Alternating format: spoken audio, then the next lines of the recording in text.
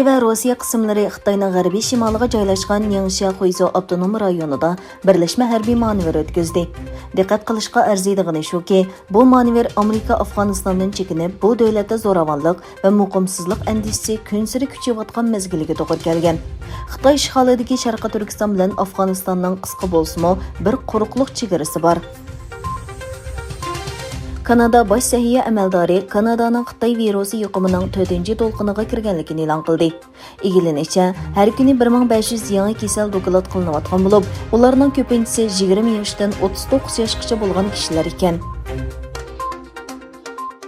G'aznadan keyin Talibanlar Qandihar o'lkasining markazini ishg'ol qildi. Afg'oniston hukumat armiyasi yaqinqi 8 kunda kontrolligini Talibanga tarqatib qo'ygan o'lka markazlarining soni 12 ga yetdi. Yana bir tarafdan Afg'oniston hukumatı Birlashgan Dövlətlər Təşkilatı bexatarlik kengashini jiddiy yig'iniga chaqirdi. Rossiya Federatsiya bexatarlik idorasi ovoz suratidan tez qurol tadqiqot markazining mas'uli Aleksandr Koranovni qo'lga oldi. Egilanishicha, Sankt-Peterburg universitetining professori Aleksandr Koranov vatanga xoinlik qilish jinoyati bilan qo'lga olingan.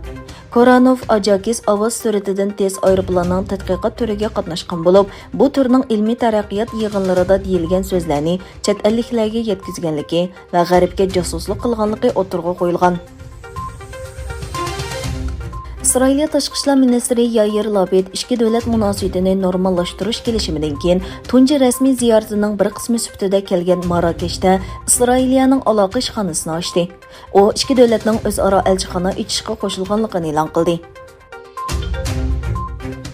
Amerikada yaqinqi 10 yildan buyon oq tanlik bo'lmagan osonliqlar noposining ko'rinarlik oshganligi o'tirg'a chiqdi. Oq tanliklar noposining davlat tarixida tunji qatim 60% dan tuvanlaganligi e'lon qilindi. قەيسەرىدە Xitayning Sharqi Turkistondagi bostirish siyosatlariga qarshi namayish o'tküzüldü. Anadolu safarining bir qismi sifatida Qaysariyaga kelgan Uyg'urlar bilan yerlik turk xalqidan tashkillangan bir guruh Cumhuriyet maydonida Xitoyning irqiy qirg'inchiligiga qarshi namayish o'tkazdi. Xitoyda Shanxaydan qolsa 2-chi o'rinda turadigan Ningbo Joushan porti qisman taqaldi. Egilanishicha, Joushan portida ishlaydigan bir kishining Xitoy virusi bilan yuqumlanganligi bayqalgandan keyin mazkur portga qarashliq Mishan porti taqilib xizmatdan to'xtatilgan.